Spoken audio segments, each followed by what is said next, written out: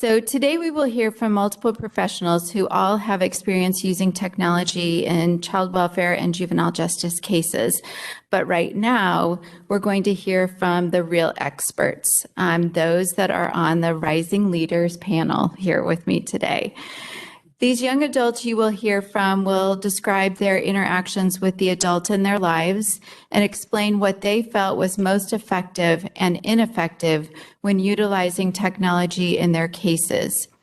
It is my sincere pleasure to introduce you to Ya Betts, Ayana Garza, and Nikolai Mali, who will share their knowledge and provide insight on how we might begin to change the system. Felipe Longoria from Central Plains will be moderating the panel. So please welcome our Rising Leaders panel. Make sure that this works. Can you all hear me just well? Fine? Good? All right. Awesome. Well, thank you, Deb, for that quick introduction. Just so you all kind of know how this process will work, we'll do a quick introduction. We have some prepared questions that we'll kind of go through. They'll be more like a guide. So depending on where the conversation will go, we'll be flexible as needed. And then towards the end, there'll be an opportunity for you all to ask the panelists some questions. I always think that these components of a conference can be the most interesting just because you get to hear from young people with lived expertise and lived experience. So sometimes this can be a really meaningful part of the conference. So I hope that you all appreciate this panel. I'll go ahead and get started. My name is Felipe Longoria. I'm Deputy Director with Central Plains Center for Services. For those who don't know, our agency is a statewide agency that serves young people between the ages of 16 to 26. We facilitate the two most popular programs. You all may be aware of Education and Training Voucher Program and the PALS Coaching Program. We serve young people who have experiences in foster care, who are at risk, or who have experienced homelessness, who are pregnant and parenting, and just a variety of different young people with vulnerable experiences. So that's a little bit about me. I'm going to go and let Nikolai. We'll go ahead and get started with you. So just share a little bit about yourself. How's it going, everybody? All right, my name is Nikolai Mali. I recently graduated from criminology degree. Actually just got a new job yesterday, so. And I've been in foster for 18, I want to say, until the point where I graduated, I guess. And some interesting stories to tell, I guess. So that's me. Ayana? I think it's morning. My name's Ayana Garza. I guess. Hey, okay. I'm from Axel, Nebraska. I'm a junior. I go to UNL. I'm to graduate, hopefully, with a degree in Child, Youth, and Family with Human Development Science and Psychology. I aged out of the foster care system, but I'd been in since I was grade, so however old, 30. And then I aged out. And I would just add that Ayana just became president of a registered student organization for the first of its kind at UNL for young people with foster care experience. So she is doing great there. Yeah, you can. Yeah. Hopefully y'all can hear me okay. So. My name is Ya Beta. She said Ya Betts, and I think autocorrect kind of looped up my name, so that's okay. I'm originally from Missouri, KCMO, but I've been here pretty much my entire life. I was in foster care from the age of 16 to the age of 17, I believe. I graduated from Wesleyan University in May. A bachelor's in psychology and a minor in gender studies. Right now, I'm working in the HR department in the city of Lincoln, as well as being a phlebotomist at Solarium. I'm not sure if y'all know where that is or who that is, but it's a medical research facility. I just pretty much process fluids. Just to put it lightly. And so, as all you can tell, we have three very impressive young people who are just one representation of the awesome young people who do come through the foster care system or through other systems in Nebraska. So I think they're just great examples of what can be possible in our state's cares in those systems. But sometimes those state systems really, there's always opportunities for growth, and sometimes young people may not feel like they have the opportunity to have their voices heard, like these three here today. So our first question is going to be focusing on youth voice. So y'all, I'll start with you. When you were in foster care, did you feel like you had a voice? And in your answer, just please elaborate on why. For the first 6 months, I'm gonna say no.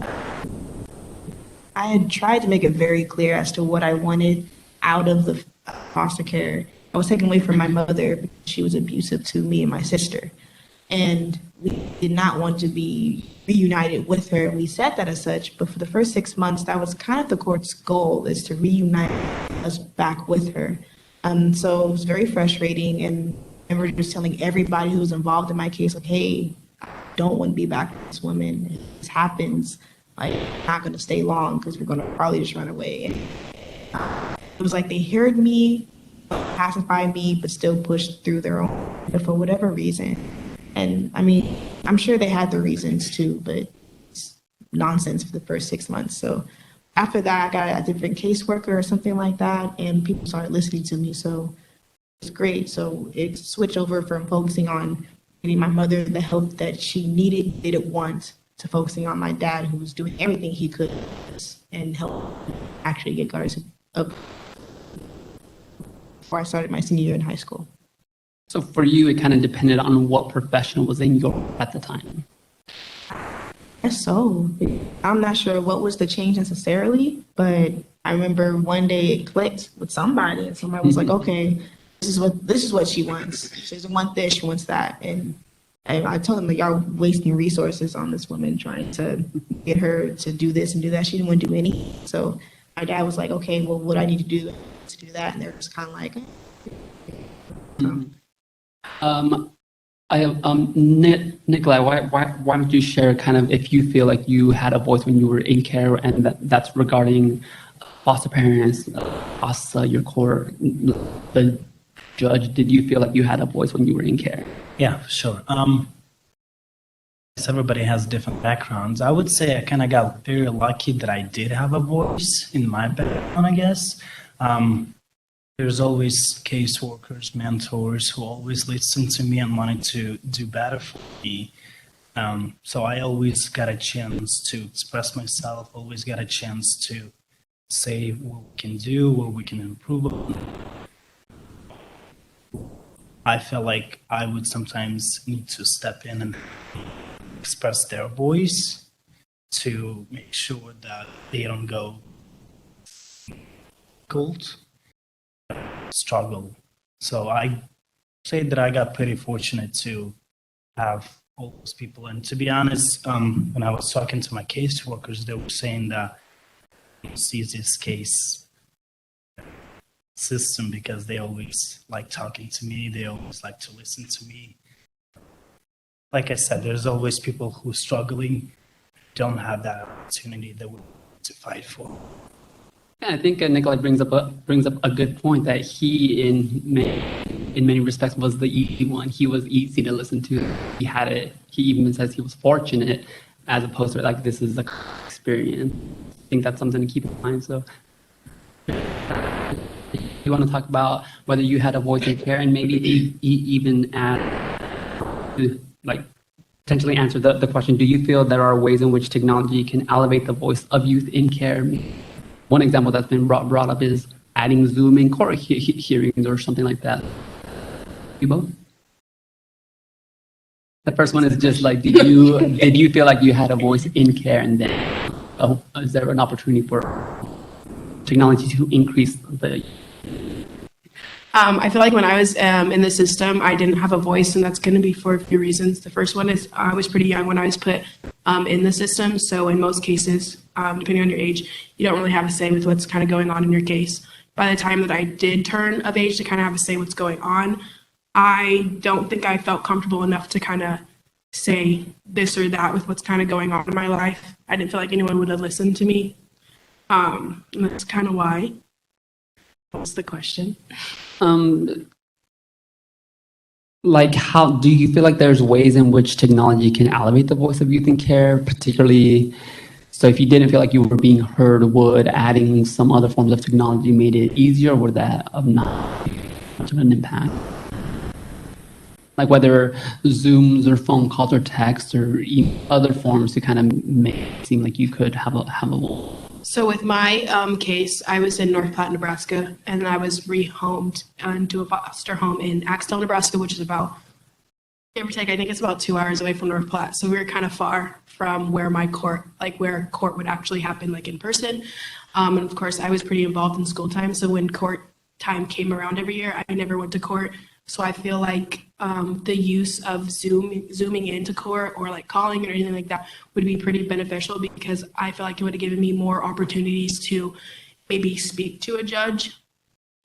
I think another cool idea would be if you could write your own letter to judges, because I know because I wasn't going to court, my foster parents would like mail in information to send to the court. I wish that I would have been able to put my own information in there, like share my own voice, my perspective of what was going on in my life. because you essentially felt like somebody else was speaking for you. Mm-hmm.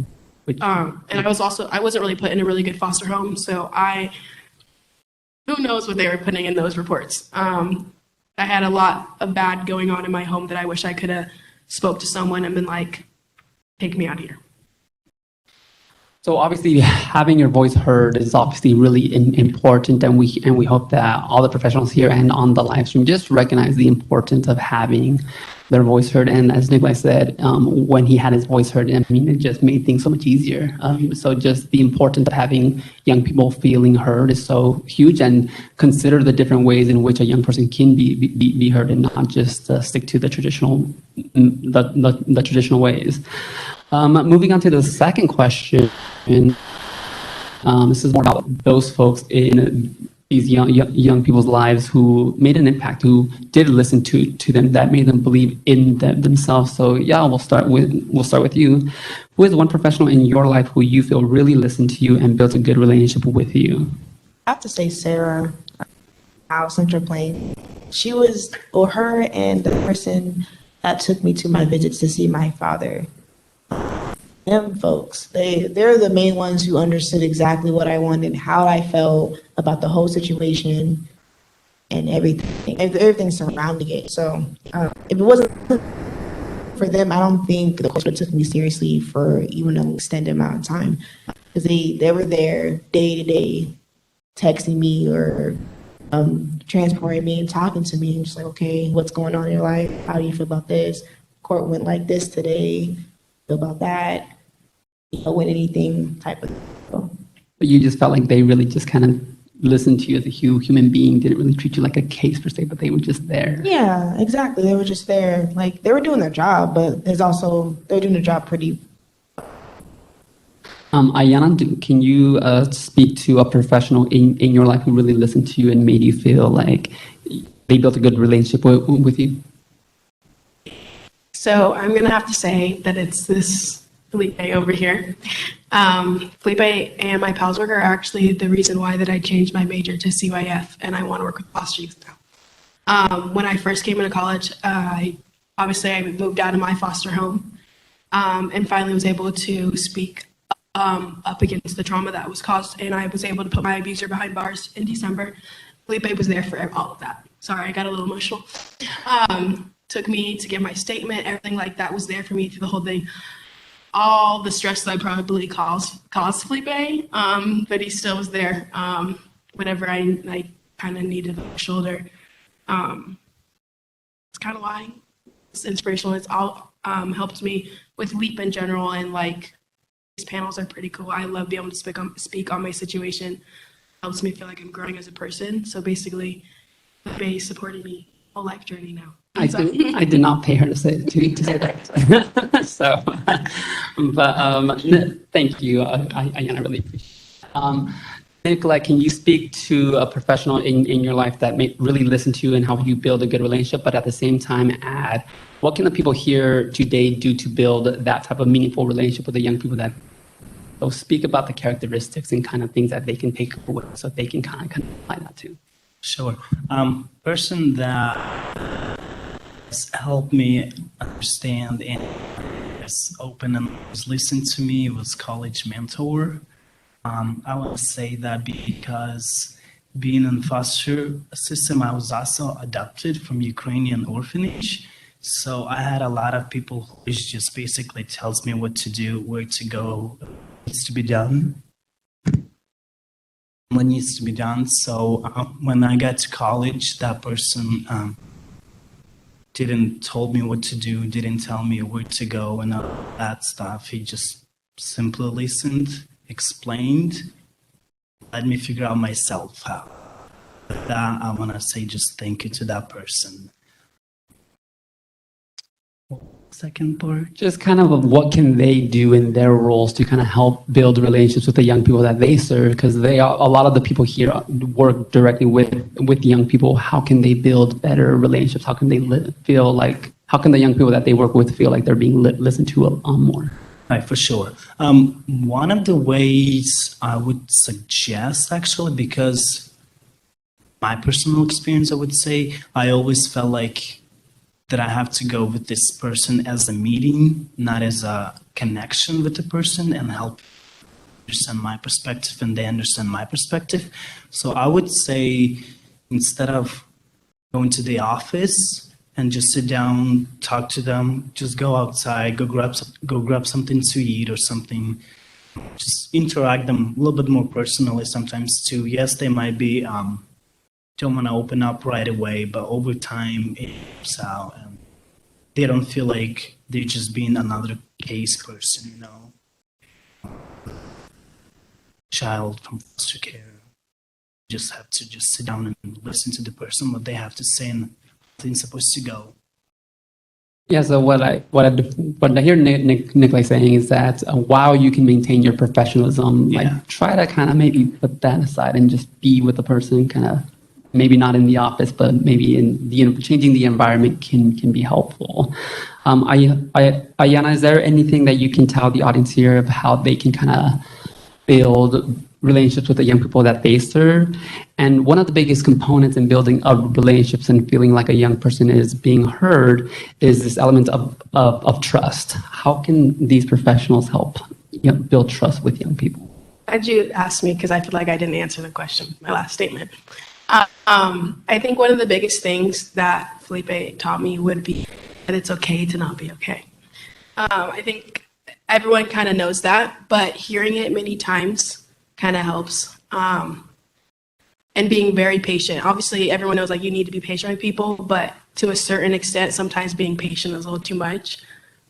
People definitely had to be very patient with me. I don't answer emails. I don't answer text messages. I'm really hard to get to. But the constant nagging for me would get me to open up.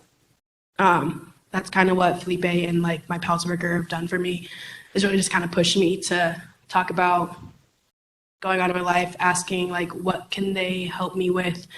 What's going on about everything, not like school life, personal life, anything that's kind of going on with that. Just kind of truly showing that you care. Of course, you can be really professional about it, but like kind of getting a little more personal, I feel like can help build that more obviously personal relationship. It's kind of all I have to say.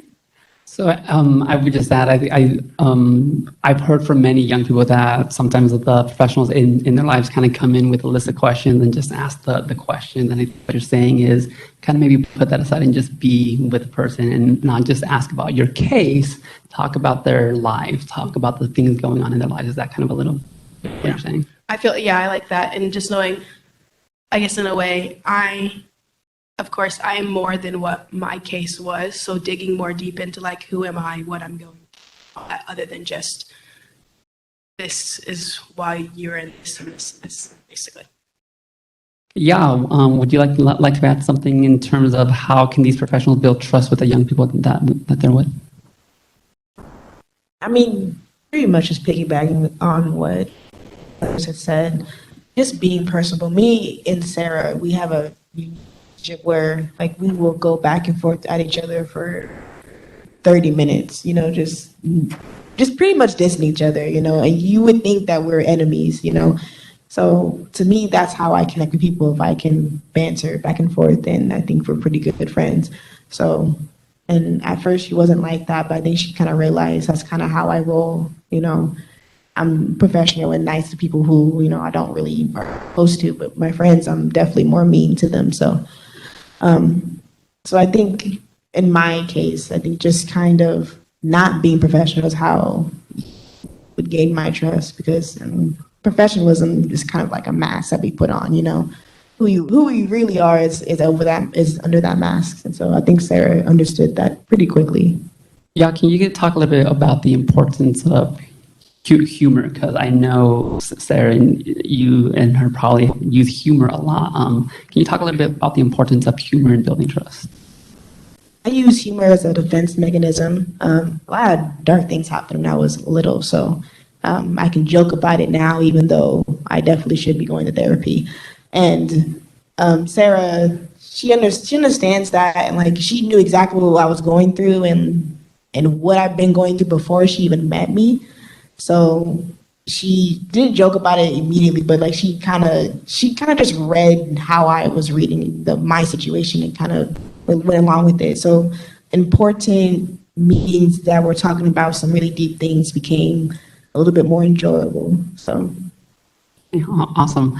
Let's switch gears a bit. I know the three of you have kind of been out of care for a while, but just put yourself back into your 17, 18-year-old shoes and think about the importance of technology. Think about the importance of a cell phone for you at the time. What is the importance of technology to youth in foster care, especially those older youth? And Diana, I'll start with you.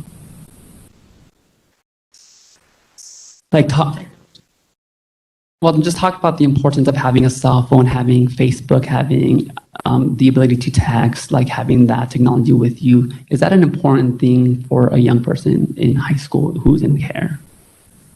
I guess, okay. I think everyone has probably a love-hate relationship with technology. My generation probably really loves technology versus our older generations, but I think in general, technology is really good. It's super beneficial because you can contact anyone you really need, as long as they also have technology. Within the system, I think it's kind of important to use this technology because it can help better, like I mentioned earlier, not being able to go to court and stuff like that, like physically being in court and court being like Zoom. I know because of COVID, I feel like court was in Zoom a lot, but I feel like that should be like, without a pandemic, that should be an option, just because, like I said, in my case, I did all like extracurriculars, sports and everything. I didn't really have time to go to in-person court. So if that would have been an option, I feel like I would have every year been present in some type of way. In general, being able to text, I guess, my family, video calling on Facebook, all that stuff. I feel like growing up in foster care, I am not really close with my real family just because I didn't have that availability to talk to them as much as I wish I could. But when I finally got a Facebook account or like a phone and like a number, I was able to grow closer with like my siblings and my mom. So I'm like, oh, it's great. Nikolai, think about, so when you were in high school, was technology more of a want or a need? I mean, here you are trying to find a job, trying to apply for college, all of it, hanging out with friends. Was, in terms of thinking about it that way, how important is technology for a young person in care, especially an older young person? I guess when I was in college, I got my first cell phone, I want to say my almost junior year, so I didn't have technology as much. College or high school? Did you get your first cell phone in high school or college? High school. Yeah. Oh yeah, you said college. I'm like, oh yeah, no, high school. Sorry. Yeah, and so I didn't have many friends to talk to, so it wasn't too much of a want or need, to be honest. So if I had it, it was a benefit. If I didn't, I was totally fine. But I would do say nowadays it's more of a need, to be honest, because we can always connect with people, everything going on online, and with COVID that we transition and all and everything, that gives an opportunity to build all of the connections with people, knowing to contact, how to find jobs, and all of that. Not gonna lie, all of the technology that we have right now gives a huge benefit to all of the, so I want to say, search or finding all the research that we need to I guess find a job, because it took me, not gonna lie, about a month to find this job. So now here I am, found it already. But I do want to say that different cases have different wants and needs, and it kind of depends on the situation. So in my situation, it's more of a want, but in a lot of situations, it's more of a need when they need to basically connect with their family, to rebuild a connection to go back to their families. So I think it's always important to know the barriers, I guess, as well. But also want to say that sometimes it's not just the technology that we need. We also need like in-person connection to go do fun stuff, to go outside, to go something small, go play. So Don't rely too heavily on technology. Is that what you're saying? exactly, yeah. Any thoughts on the importance of technology for young people, specifically older youth in care? I think it's a need at this point. We can sit here and talk about how technology is bad for us all day and probably the next, but I think in terms of care, I mean, in my situation, because I was an older young person, I was in foster care, I was about 16, 17. So if I didn't have a phone, I wouldn't be able to talk to my dad as much as I wanted to. It'd be harder to reach me, to set up meetings and like set up times to go on college tours and stuff like that. Yeah, it'd have been really hard for me just to kind of navigate the world as it was. So I think it's definitely a need, especially I think of Zoom. If I didn't have a computer, if I didn't have Wi-Fi, it'd been hard for me to do college. It'd been hard for me to even apply for college. I think I was using that before the pandemic for different reasons and stuff like that. So I think especially when you're under the care, you're kind of limited. I don't like that word, but you're kind of limited in terms of what you can do at that particular moment. So the more options technology-wise you have to do what you need to be doing, the better. And as you brought up about Wi-Fi, I mean, technology is kind of useless without Wi-Fi, right? Like access to Wi-Fi is an important thing, specifically when thinking about the rural youth, like they may not have as much access. So would you agree with that? With like that, without Wi-Fi? Yeah, if you don't got Wi-Fi, a laptop doesn't mean anything, you know? So yeah, Wi-Fi is just as important as a phone, as a laptop, as a tablet, etc. So when thinking about the importance of technology with young people in care, there's been many experiences where punishment is taking technology away from young people, and that is seen to be a reasonable a punishment. Do you agree that, or like how can punishment be can be detrimental to older youth in foster care? Is it bad to punish older youth by taking away their technology? Every case is different. I remember when I was in care with another boy, and he needed his phone taken away. He needed some other things too, but he definitely needed his phone taken away because it was nonsense with him. So like for him, it made sense to not have his phone after a certain hour or something like that, or he did something stupid and got his phone taken away. Like it made sense.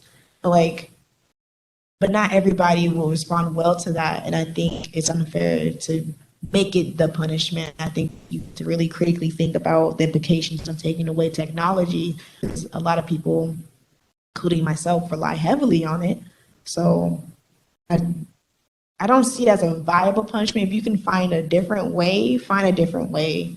I don't think we should be taking away technology willy-nilly. I think it should be a really deliberate and strategic choice to make. Yeah, because Ayana, you talked about being able to use the phone to kind of connect with others, maybe family too. Like, is it different for youth in foster care when you take away their phone? Does it mean something more because it's your connection to other people? So I think everyone's probably a little biased when someone's talking about you're going to take my phone away. Well, yeah, I feel like there's a couple of different ways. Like instead of taking someone's phone away, I know there's ways that you can like delete things off off people. So like child locking an iPad or like a phone. Like you can, restrict what you can and cannot do on a phone. And I think if that is some type of punishment that you're going to do it should be like more restricting it, because I think it's super important to be able to text people.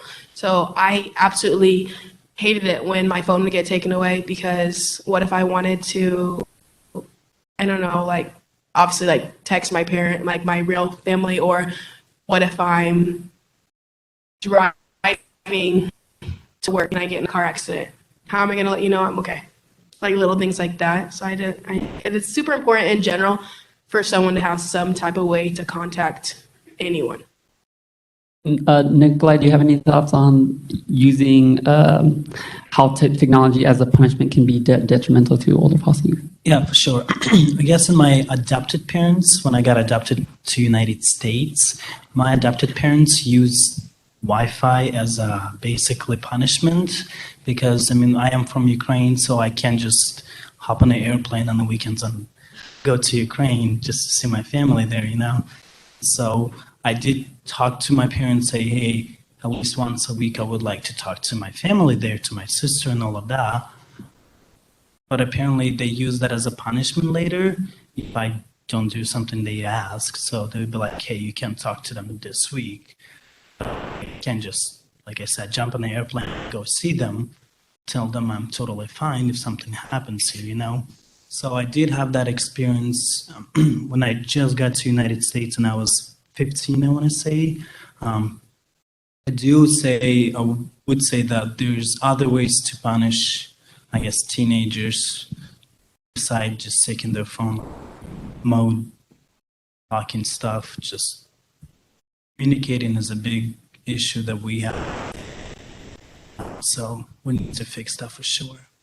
Yes, I think what I'm hearing you all say is find more creative ways in how you punish with technology. Like, I like what y'all said, like maybe having restricted times, like maybe after 9 o'clock or something. Maybe you don't get to use your phone, but don't take it out completely outright, because it could be pretty damaging, could be traumatic depending on the young person. So being creative in how you first understand the young person's need to technology, then use that as a base to understand how to use technology as a punishment, if at all. So like y'all said, maybe think of some other ways too. So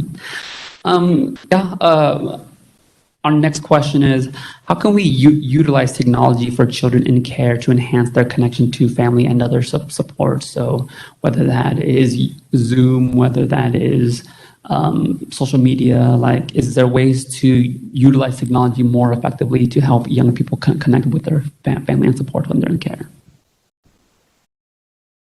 Piggybacking off of what Ayana said earlier, just having it available, I think, is quite important.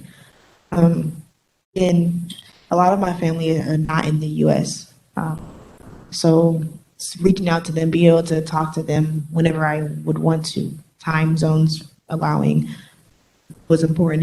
It was very important when I was in foster care, talking to my father on a regular basis, because we both had phones and we had Wi-Fi. That was very important too, because that was the goal at the end of the day. I think when there's restrictions on, especially in terms of age and stuff like that, I think the more options, the better. So in terms of utilizing it, the best way to do so is to have more options, whether that's a letter, whether that's like a voice note or something, or, something, some way to transport this message to the person that needs to be receiving it. The more options, the better, because everybody's case is really different. So I can't generalize it. into saying like one sweet statement, do this, but just depends on options, have all the options available for everybody in foster care. Yeah, there was some discussion as we were preparing for this is if doing visits with family online because of the pandemic was a viable option. I think you all agreed that replacing in-person visits with like Zoom is not okay, but could it be a good addition? And can you speak a little bit about that? And that would be a way to utilize technology for young people to connect with their family. Just gotta keep the options open. If the child wants to do Zoom rather than going in person, by all means, go for it. I don't think I can't say do this, and only do this, because maybe the child wants to write a letter instead. Maybe the child doesn't want to go through Zoom or go through in person. Maybe the child wants to just send a voice note, and that has to be what it is. You can't. I wouldn't want people to be like, oh well, let's try in person because this and that. No, the child should have that option to do what it wants to do, because all of this is surrounding that child. Everything, decisions that are being made surround the child needs to be involved. The child should have a say as to how they want to communicate. Nikolai, do you have any thoughts on that? Sure. I do think that having more options is always good. However, I said previously that having more in-person connections is a little bit better, because when you give a phone to a kid on a Zoom, they're only going to say, hi, how are you? That's about all, right? So they're not going to be communicating with that person via Zoom, phone, technology type of a thing. There's always important that we should have an option of communicating with the kid in face-to-face person, building that connection a little bit better, helping them grow as well. Like I said, options are always better too. So yeah, so this gets it. Aiyana, do you guys have thoughts on that? I feel like the lack of access of communication in the system has ruined the relationships that I have with my real family, because, for example, okay, so when I was put in the system, I was young, obviously, but I know when I lived with my mom, calling uncles, aunts, grandma, grandpa all the time was something that happened all the time. But being put in the system, that wasn't a thing anymore. So I know I have an Uncle Gene and an Aunt Diane. My Aunt Diane died on my birthday last year, and I feel terrible because I never got to communicate with her as much as I would have if I wasn't in the system. And I felt like I never got to have that real relationship with someone who was a really big part of my family before then. So kind of touching back on what we were talking about earlier, having that access to talk to anyone in your family is kind of really important, especially when every case is different. So I know some people come from homes where it's not talking to them is what you need.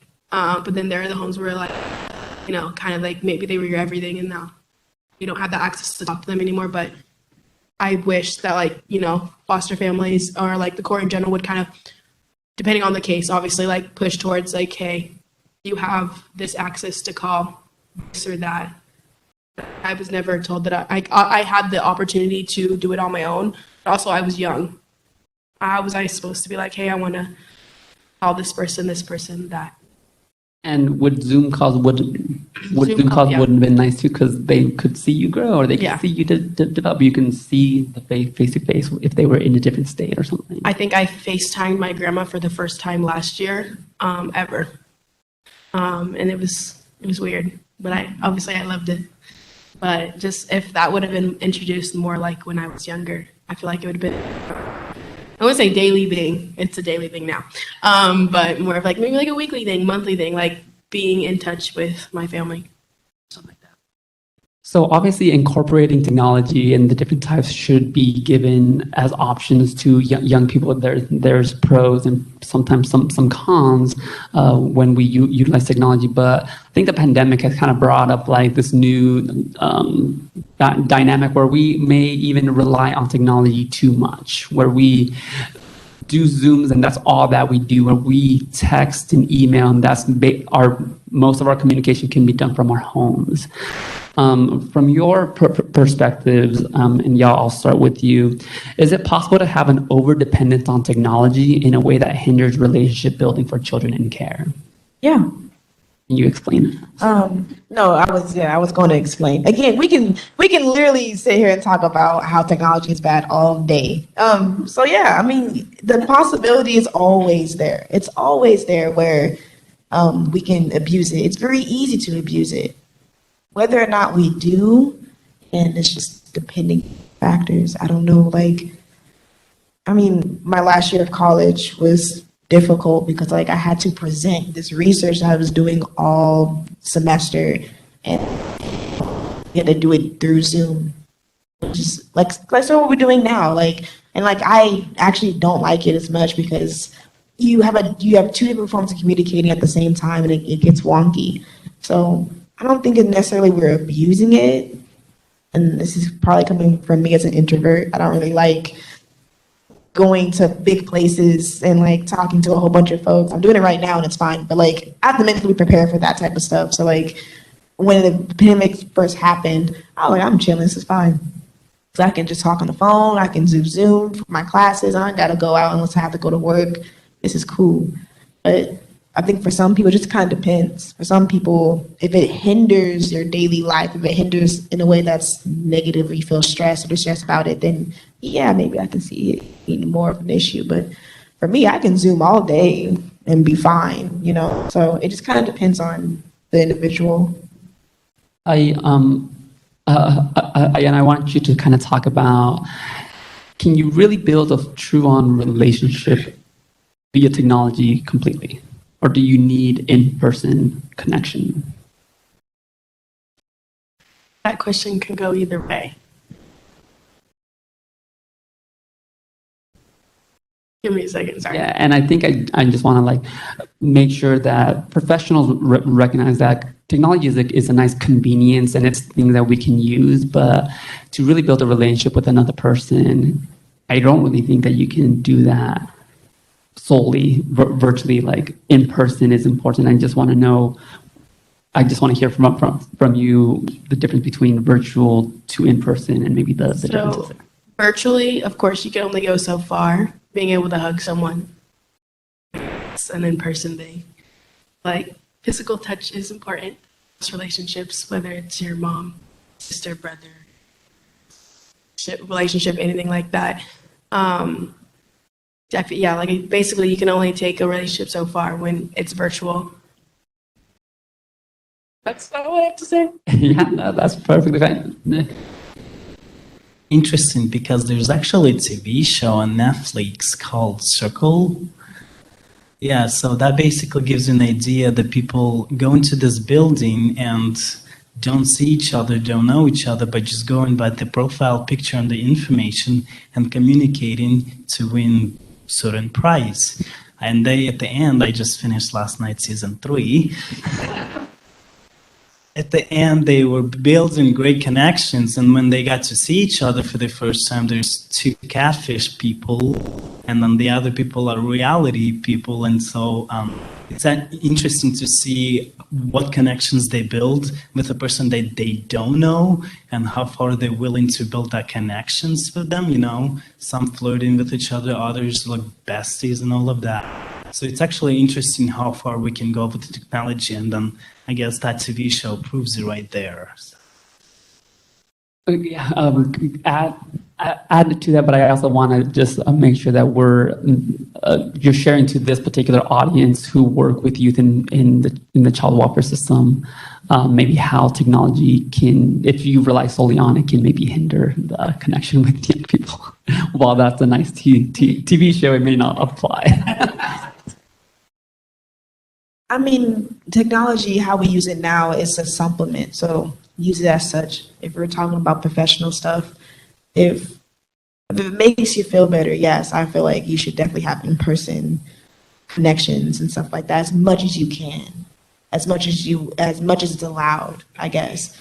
But I would never downplay power of Zoom and the power of reaching out, because like I've made some friends like to this day that I've never met, but we connected over like video games. Like, you know what I'm saying? So like that's just an example. Like I would definitely go and visit them at some point, probably soon.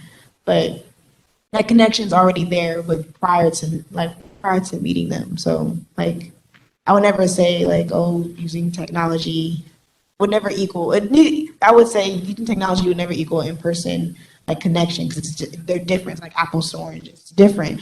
But I will never say that you can't make a really profound connection online. That's what I would never say. So like in person, yes, go for as much as you need to, as much as it would work for that person. But at your discretion. Do you think that differs for kids in foster care and say their caseworker or their judge or their CASA worker? Does it differ than say playing video games with people that you're just kind of like friend with? Is there a difference? Yeah, that's what I'm saying. Like in a professional setting, by all means, please do it in person as much as you can. I mean, if you can't do it in person, do it over Zoom or however.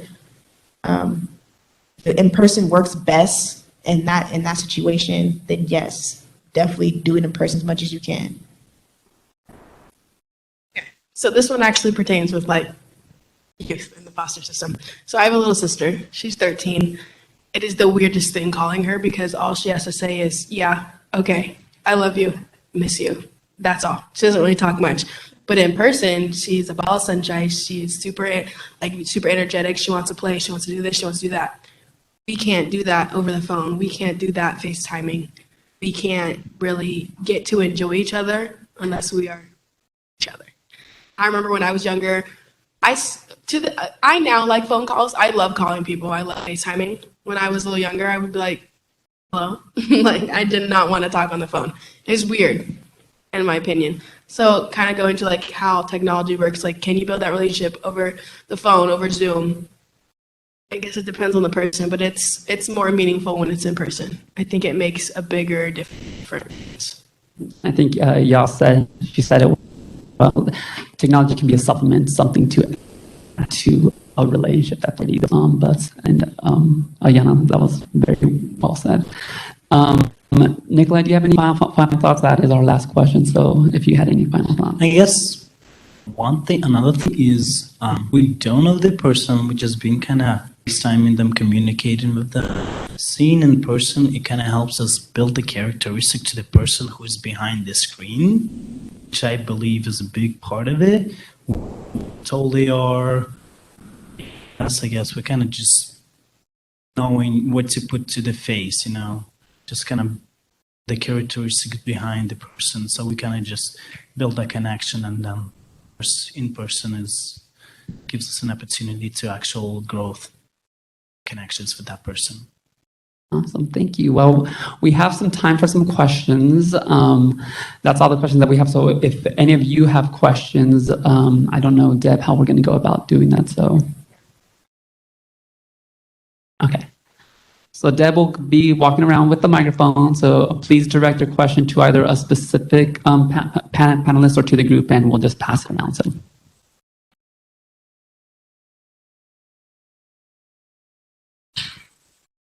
So I have conflict with technology a little bit as we take a look at some of our school systems who are no longer teaching writing. A lot of our kids, when they're texting, they abbreviate text, and I see it on the back end when they're applying for jobs. They'll put, I work very hard for real, FR. They'll put that on the application because technology is, when I'm texting my daughter, Dad, you're old. You're texting, you're spelling everything out. We do it, but really, then kids are the communication sometimes gets lost when you're with professionals. What does this mean? So, how are your thoughts on that? I mean, I guess I'm always put that.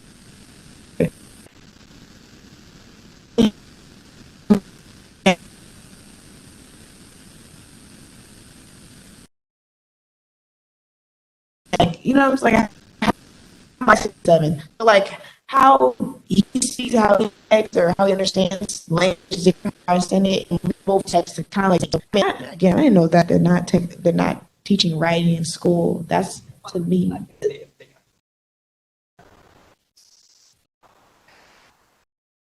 Oh, I mean, if that's the case, I don't know. I don't know what to say to that then. I think it's like, it depends on the person. So I personally, it depends on who I'm talking to. Like if I'm talking to someone younger than me, I'm going to use those like HMU means LMK, let me know. So I'll use little things like that when I'm talking to someone younger than me.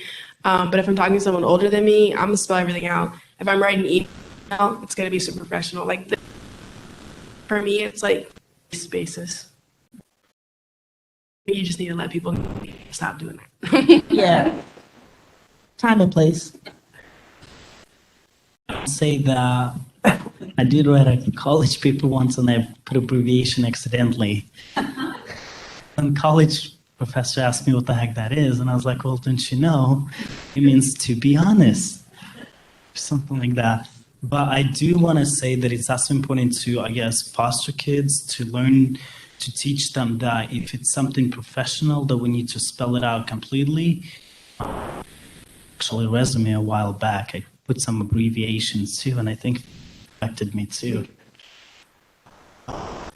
We also do need to teach younger generation that if it's something professional, emails and all of that stuff, that we need to teach them completely spell it out. Text messages, phone calls, totally fine, but it becomes still a little bit more professional, that we should keep that eye on that. I think the bigger problem is not knowing when to switch. You know what I'm saying? Like, because how I speak with my sister is different than how we speak with you. You know what I'm saying? Like, it's totally different, and nobody would know what we're talking about because we're all over the place. So I think the issue is just making sure youth knows when and where to do and say certain things, rather than, yeah. That's going to happen forever, you know? That's going to happen forever. That how we language is always going to change. So I think the bigger issue is how do we change our language in terms of the situation? That putting, you know, I work hard for real on an application, I ain't going to fly in any case, you know? But maybe you're talking to your friend like, yeah, you work all week. Yeah, I've been working hard for real. Like that makes perfect sense. So I think it's just a time and place situation when it comes to language. It's very broad, very, very fluid. So. I feel like in general, I think this is going off a little bit, but the younger generation now, we use those like TPH, LMK, HMNU, all those things, but they're like, go back to like, I don't know, like 90s. There were like weird sayings like, gag me with a spoon, like things like that. I would never, we don't use that now, but like things like that, like they had their own meanings. I think every generation just kind of creates their own like little things like that. Yeah, listening to your conversations up there, it sounds like when you're in foster care, it's extremely important to get contact with extended family members. And I'm wondering if you think it would be a good idea on a case plan to have one of the primary goals of a case plan to be very inventive for that kind of contact, like using Zoom. So to increase the amount of visitation time, expanding visitation time. So like even with grade school kids, setting up even Zoom calls with maybe a relative that it might not necessarily be safe to visit with in person, but they could control it more in a Zoom context, but still having some kind of contact. I guess, what do you think about that with not only the importance of with high school age kids, but maybe even going down to grade school with, texting even and Zoom calls? Say absolutely. If it's safe. I like how you brought up like may not be safe to visit in person, but maybe better to have that control. Absolutely. If it's safer, like the connection with family to a certain extent, like the family is unsafe, then to a certain extent, having that connection with your extended family or family in general while you're in foster care, because it's very isolating to be in foster care. Like you're surrounded by all these people and like the case itself and like all this paperwork and all of that. It's really isolating. So if the child has a way of extending the connection with family in a way that's safe. Like, that's very important. In a way that's safe and not traumatizing to the child. Then yes, I would absolutely go for that. It should be in the record to do that and to go for that as much as possible. I lost communication with a lot of people that I wish I still could talk to because I was put in the system. So the only father I ever knew wasn't my actual like real dad. Like we didn't like they weren't married, but basically he raised me. It's my little sister's dad. When we got put in the system, I remember many times where I felt like, oh, he doesn't want me, but really he wasn't allowed to see me. Just stuff like that. But if I were able to like, 'cause I guess they said I couldn't see him because one, he wasn't my real dad, and two, it wasn't safe to like be around him like in person. If I had the option to like Zoom him and all that stuff, I would have definitely taken that to message him on Facebook when I got. But like that relationship wasn't really there anymore.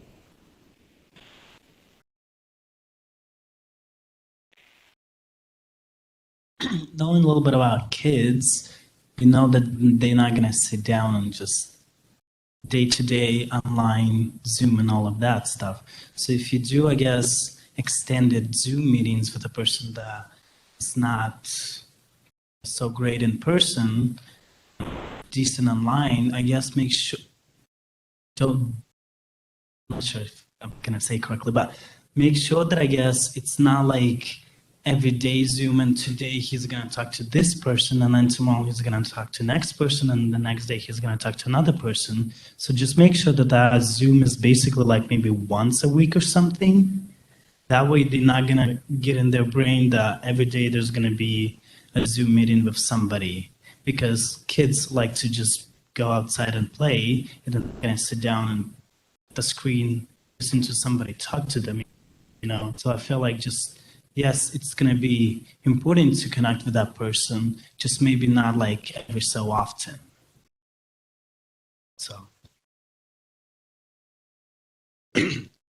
So the three of you guys are had college experience and or are still currently in college. With the level of trauma that some of you may have experienced as young people, the fact that you have experienced at college level, totally impressed. Did you go through that system in traditional manners, applying for scholarships, or was there a mechanism that allowed you to go to college as a child in the foster care system? Something that we work with. We're really dealing with their everyday problems, you know, not necessarily looking at their long-term plans. And if there is a mechanism out there, you know, it'd be nice to be able to refer towards that mechanism. I kind of like that you brought that up because I love saying this. So the percentage of foster youth that go to college, let alone graduate, it's pretty low. And that's something that kind of fueled me when I was in high school, elementary school, all that. I've always wanted to go to college, not only because of that, but also I would be the first person to go to college and graduate. My oldest sister's dropped out a couple times. Thank you. But my older sister did go back to college and will be graduating at the same time. But that's what's always fueled me, just knowing that I can beat the odds. I've had a lot of people tell me that I wouldn't go anywhere in life. And that's something that fuels me to, you know, like prove everyone wrong, do great. I completely pushed myself to do good in school. My foster parents didn't, I wouldn't say they didn't really care, but I was gliding with F's and D's and they were like, okay, whatever. And I was going with the A's and B's and so, okay, whatever. So I definitely, all that came to me.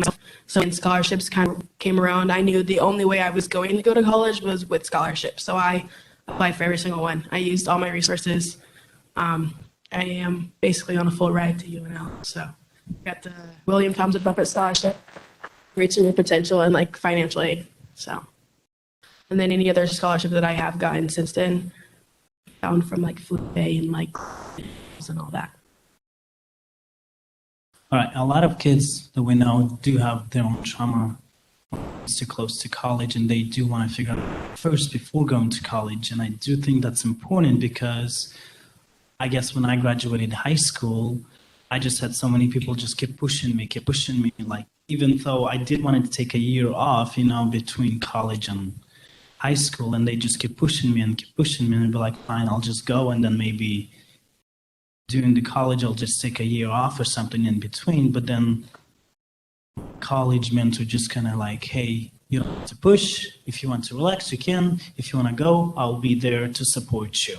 And of course, financial situations is always a big disappointment, but like big problem for a lot of college students, especially for the kids who are in foster care, because they don't know who to turn to, they don't know who can help them. And personally, me and also got very lucky that we got so many scholarships and we use our resources, but there are definitely going to be kids who to be applying for 3, 4, 5, 6 scholarships and they only get 1 or 2. So there's always also need to be helping those kids push forward, making sure that, hey, there's another scholarship I found. Here, try this one. Hey, there's another one I found. This one will work better. So keep pushing and giving more options, I guess, would always help too. So. I'm also a first gen in my go to college, so it's difficult. I always joke against this is dark humor. I always joke that that in a way I'm kind of glad my mother did what she did because it landed me into the people that could help me get to college and not have to pay so much for it. So while it was very traumatic, it's like, well, if I never was in foster care, I don't think I would ever find these resources, you know? So I think the mechanism is just support. A lot of people who never been in foster care, we all went to college and they wound up dropping out because they didn't have a good support system, you know? And luckily for me, I had a great support system. So I think that made the biggest difference, just knowing that you have people in your corner ready to help you with anything and you can turn to them.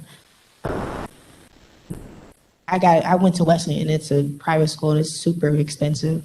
So while I did get a full ride, I wound up taking out loans because of the other stuff. Like I wanted to expand what I was doing at Wesleyan, so I took out loans. So it was, you know, I was able to do that just because I got the resources that I need from my support system. So I want to say, for me, I definitely was there to push myself, but I've spoken to a lot of different youth that have no what scholarships are out there, what support systems there are.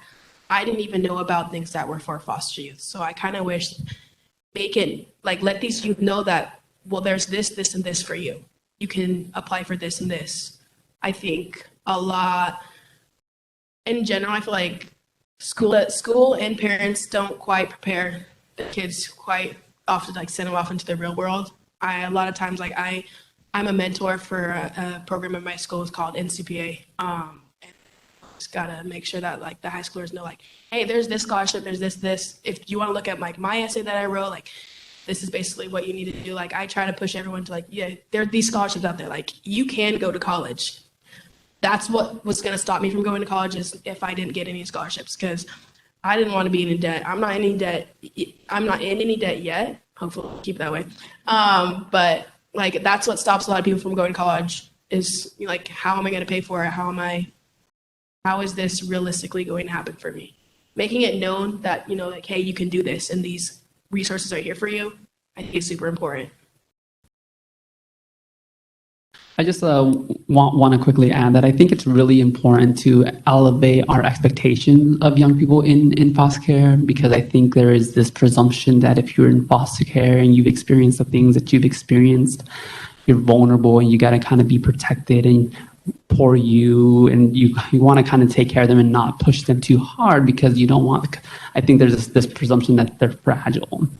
And clearly these three are a great example of like you can push and challenge and support at the same time and up the expectation that they see in themselves and obviously surround them with supports and financial aid and all those things. But elevating the expectations for young people in foster care is huge because these three are a clear representation that when expectations are up, they'll meet that challenge. And I think that's important to kind of keep in mind.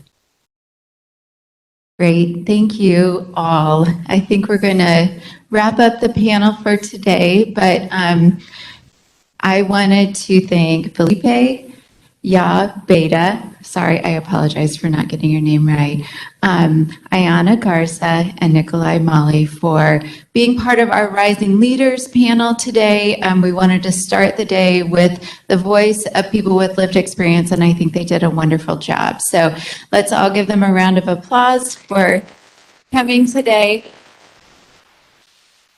And we are going to take a 10-minute break and be back at 10:15 for our next Tiny Chat. Thank you.